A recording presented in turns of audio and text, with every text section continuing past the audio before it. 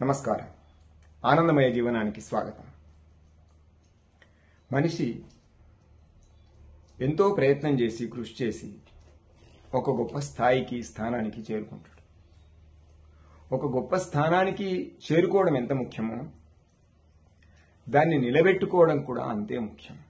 ఆ స్థాయికి వెళ్ళిన తర్వాత కూడా ఎక్కడో ఏదో పొరపాటు చేస్తే పతనం కావాల్సి వస్తుంది. ఆ పతనం ఒక్కొక్కసారి గంగానదిలాగా ఆకాశం నుంచి పాతాళం దాకా వెళ్లాల్సిన పరిస్థితి దాపురిస్తుంది అనేటటువంటి విషయాన్ని గురించి భర్తృహరి ఒక చక్కటి ఉదాహరణ చెప్పాడు. ఒక్కసారి మననం చేసుకుందామని. ఆకాశంబున నుండి శంభుని శిరంబు అందుండి సీతాద్రి సుశ్లోకంబైన హిమాద్రి నుండి భువి భూలోకంబునందుండి అస్తోకాంబోధి పయోధి నుండి పవనాంధోలోకముంజేరే గంగాకులంకష పెక్కుభంగులు వివేక భ్రష్ట సంపాతముల్.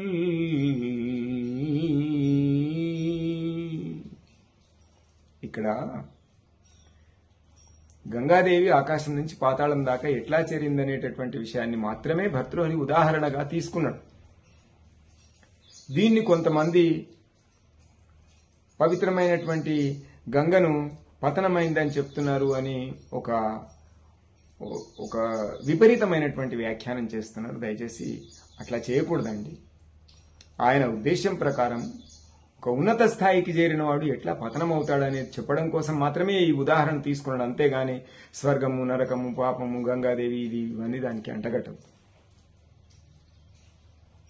ఎంతో కష్టపడి జీవితాన్ని తపస్సులాగా భావించి ఒక అత్యున్నత స్థానం చేరుకున్న తర్వాత మనిషి పొరపాట్లు చేయడం వల్ల కిందికి దిగజారిపోతాడు. ఆకాశంలో ఉండేటటువంటి గంగ పరమశివుని తల మీదికి చేరుకున్నది. అది ఉన్నతమైన స్థానమే. ఆ తర్వాత హిమాలయాల మీదికి చేరుకున్నది. అది కూడా కొంత గొప్పదే. ఆ తర్వాత భూమికి చేరుకున్నది. అంటే ఎట్లా పతనమవుతూ వస్తున్నదో చూడాలి ఇక్కడ. దాని తర్వాత సముద్రంలోకి వెళ్ళింది. అక్కడి నుంచి పాతాళంలోకి వెళ్ళింది అని చెప్తాడు.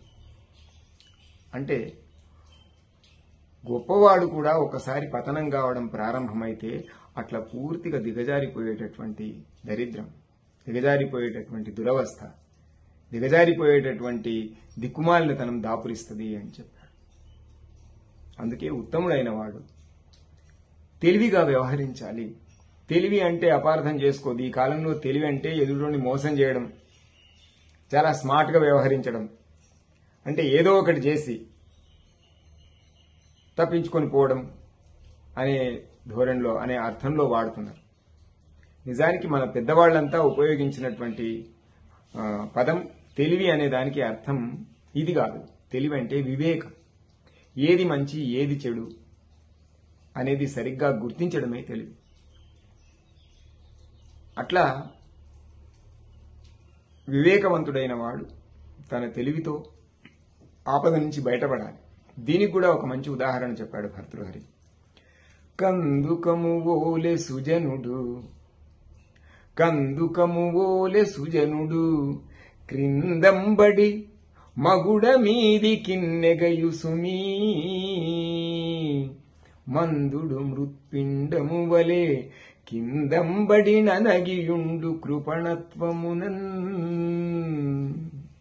నీచుడైన వాడు మట్టి ముద్దలాగా ఒకసారి నేలకేసి కొడితే వాడు అతుక్కుపోతాడు, అక్కడనే ఉంటాడు, పైకి రాలేడు.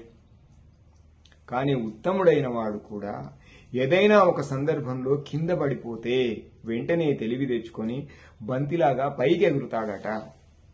పైకి ఎగరాలి.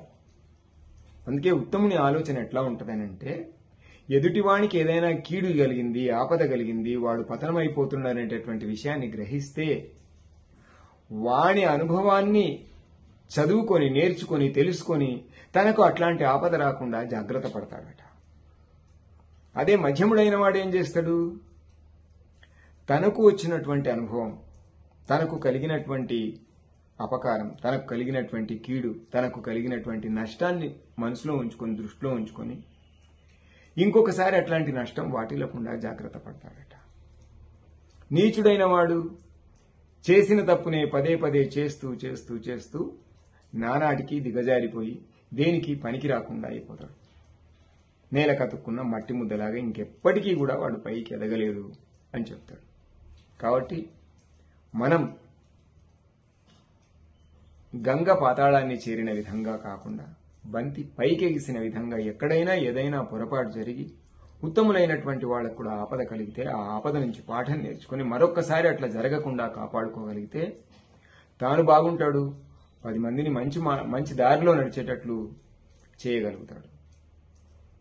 ఇది మీరు సరిగ్గా అర్థం చేసుకొని సవ్యమైన జీవనం వల్ల ఆనందమయ జీవనానికి బాటలు వేసుకుంటారని మనసారా కోరుకుంటూ ఆనందో బ్రహ్మ.